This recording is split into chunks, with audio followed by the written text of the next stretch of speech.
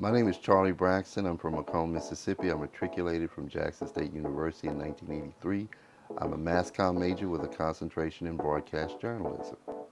The Jackson State Mass Communication Department has been a building block to my career because it gave me the fundamental skills that I needed to go out and compete in the workplace. I did a variety of jobs in the field. I started out as a journalist doing hard news.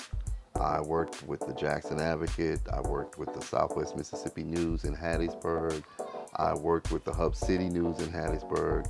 I started my own newspaper called the Hattiesburg Informer, and I also worked for the Hattiesburg Advertiser News. Then after that, I think I owned my newspaper for 5 years. Once it closed, I started doing freelance journalism, and that's how I got into what I'm known for internationally, which is music journalism. I started writing for magazines like Vibe and The Source and XXL. In fact, I wrote the first cover story for XXL. I've also done political commentary for BET.com. Now I'm back to writing books.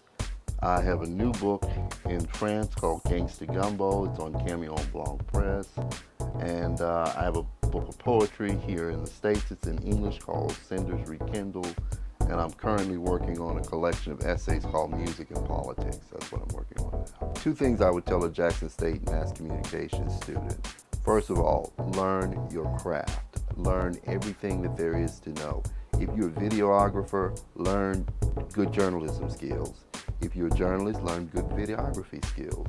Learn interviewing skills. Learn research skills.